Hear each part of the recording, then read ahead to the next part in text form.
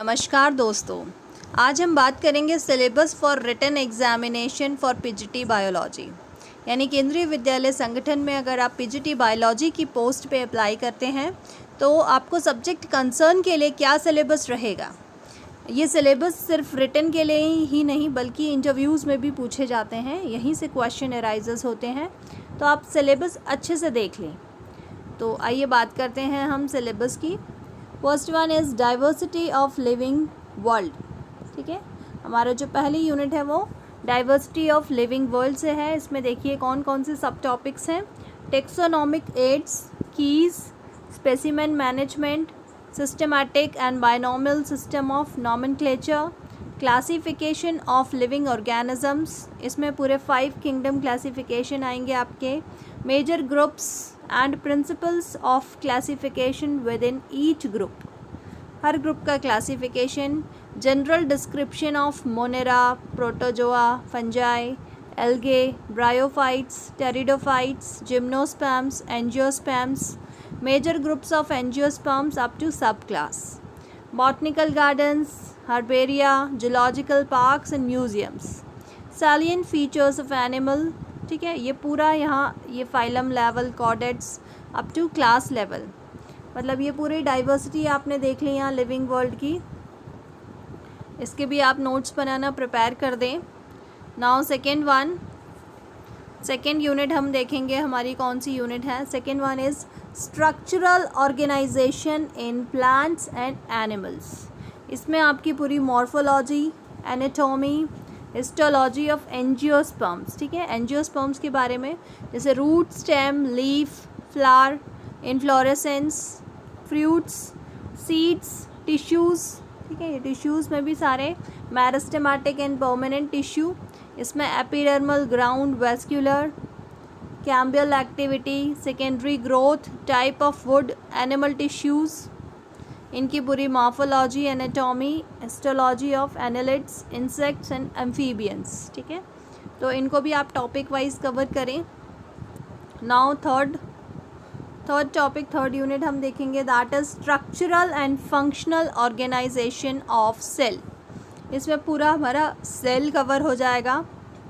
Cell में cell cycle, detailed study of cell division तो बहुत इंपॉर्टेंट होता ही है, mitosis and meiosis, cell death, structure and function, metabolism of carbohydrates, proteins, lipids and nucleic acid. ठीक है, enzymology,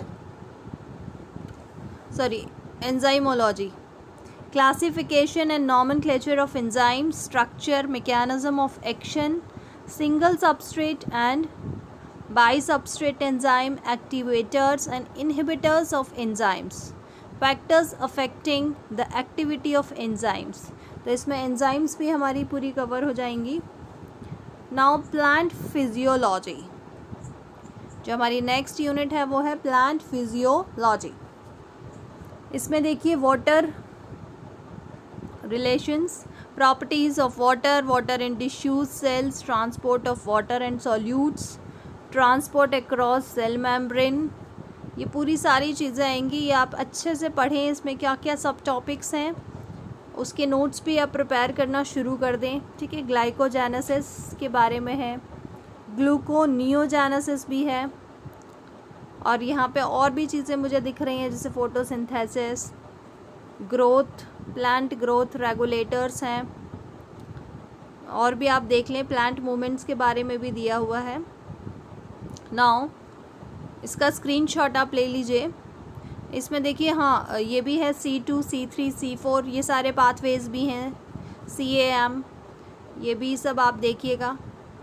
now human biology में बहुत कम टॉपिक्स हैं, जैसे morphology, anatomy, histology, physiology, control and disorders of digestive, respiration, body fluids and circulation, excretion, skeleton system and muscles, शायद ये muscle ही लग रहा है मुझे, nervous and physiology of high altitude. ठीक है, तो आप देख लीजिएगा क्या है ये। नाउ सेक्शुअल रिप्रोडक्शन बहुत इम्पॉर्टेंट भी है और बहुत बड़ा टॉपिक भी है, काफ़ी वास्ट है। तो इसमें काफ़ी सारी चीज़ें आती हैं हमारी, और जेनेटिक्स भी अलग से है।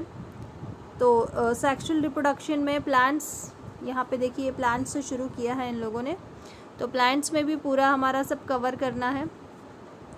और structural details of angiospermic flower, development of gametophytes, pollination agencies, pollination में भी पूरा पोलिनेशन आ जाएगा, फिर फर्टिलाइजेशन पूरा आ जाएगा, आर्टिफिशियल हाइब्रिडाइजेशन क्या होता है ये पूरा आ जाएगा हमारा, सेल्फ इनकम्पैटिबिलिटी, उसके बाद एम्ब्रियोलॉजी पूरा आ जाएगा हमारा, उसमें भी पूरी ह्यूमन रिप्रोडक्शन पूरा आएगा। ह्यूमन रिप्रोडक्शन में morphology, anatomy, histology and physiology of reproduction, lactation, mammary glands, adolescence, everything. ये यहाँ पे देखिए ये डिसऑर्डर्स ऑफ सेक्सुअल डिफरेंशिएशंस, और यहाँ पे बहुत सारी जो डिसीज़ेज़ होती हैं रिप्रोडक्शन से रिलेटेड वो भी हमें दी हुई हैं नीचे।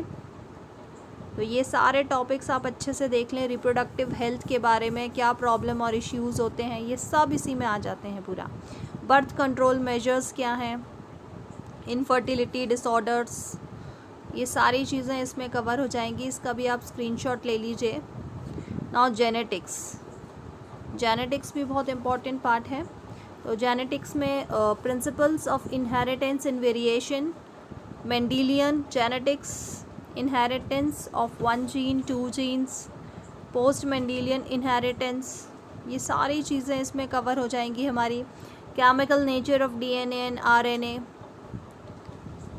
राइबोसोम्स, प्रोटीन्स, ये सारी चीज़ें ये पूरा आप अच्छे से देख लीजिए। म्यूटेशन वगैरह भी इसमें पूरा आ जाता है, ये आप इसका स्क्रीनशॉट ले लीजिए।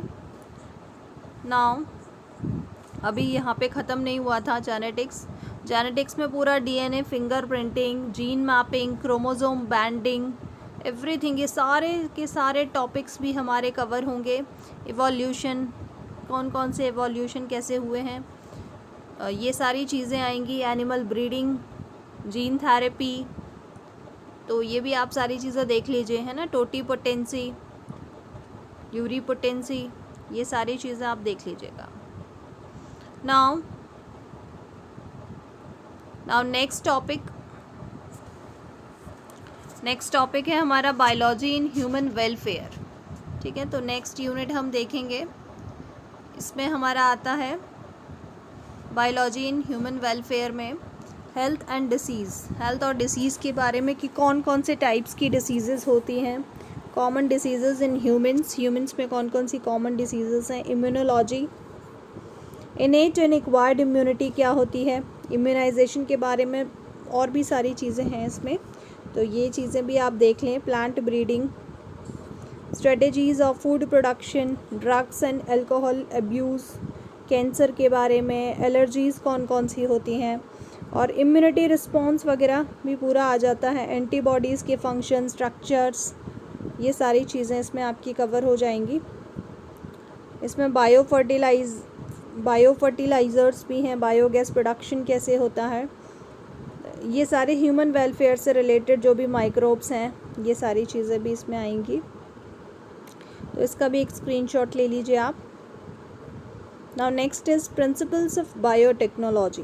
ठीक है, इस यूनिट में क्या क्या आएगा ये भी आप देख लीजिए। Genetic engineering tools and techniques, techniques of separation and isolation of DNA, cloning, vectors, electrophoresis, bioreactors, ये सारी चीज़ें हैं। पीसीआर, एलिसा क्या होता है, डीएनए, वैक्सीन्स कौन कौन सी होती हैं, एडिबल वैक्सीन्स, तो वैक्सीन्स के बारे में भी बहुत सारी चीज़ें हैं इसमें। ट्रांसजेनिक एनिमल्स, ठीक है, बायोपायरेसी क्या होती है, मॉलिक्यूलर डायग्नोसिस, ये सारी चीज़ें आप देखिएगा। सीरम एंड यूरिन एनालिसिस कैसे किया जाता है। Now next is ecology. Ecology तो बायोलॉजी में होता ही होता है, तो इकोलॉजी का चैप्टर भी आप देखेंगे। इसमें पूरा इकोसिस्टम, एनवायरनमेंट, फिज़िकल फैक्टर्स क्या होते हैं, न्यूट्रिएंट साइकिल क्या होती है, जीएफसी, डीएफसी, इकोलॉजिकल पिरामिड कैसे बनता है, ये सारी चीज़ें इसमें आ जाएंगी। सारे पॉल्यूशंस आ जाएंगे हमारे, डिफॉरेस्टेशन, जो भी एनवायरमेंटल इश्यूज़ हैं ये सारे इश्यूज़ इसमें सब कवर हो जाते हैं। उनकी केस स्टडीज़ भी आ जाती हैं ये सारी चीज़ें इसमें कवर हो जाएंगी। ठीक है, तो ये हमारा बायोलॉजी का जो सिलेबस है वो कंप्लीट हो जाता है यहाँ पे। और अगर आपको नहीं पता है कि बायोलॉजी पीजीटी बायोलॉजी बनने के लिए क्या क्या एलिजिबिलिटी क्राइटेरिया होते हैं, तो ये मैं आपको आई बटन में शेयर कर दूँगी, तो आप वहाँ जाकर देख लेंगे मेरे वीडियो में कि पीजीटी बायोलॉजी बनने के लिए हमें क्या क्या एलिजिबिलिटी होनी चाहिए, क्या क्या मिनिमम क्वालिफ़िकेशंस होनी चाहिए, सब्जेक्ट कौन कौन से कंसर्न सब्जेक्ट होने चाहिए या सब्जेक्ट कॉम्बिनेशन हम कह सकते हैं, क्योंकि बहुत कन्फ्यूजन होता है। बहुत सारे कैंडिडेट्स मुझे कमेंट करके पूछते हैं कि मैम हमारे पास ये सब्जेक्ट कॉम्बिनेशन है, क्या हम पीजीटी बायोलॉजी के लिए अप्लाई कर सकते हैं। तो आपकी भी अगर कोई डाउट्स हैं तो आप मुझे कमेंट सेक्शन में लिख सकते हैं। और अगर आपको हमारे वीडियोस अच्छे लग रहे हैं तो प्लीज़ सब्सक्राइब करें और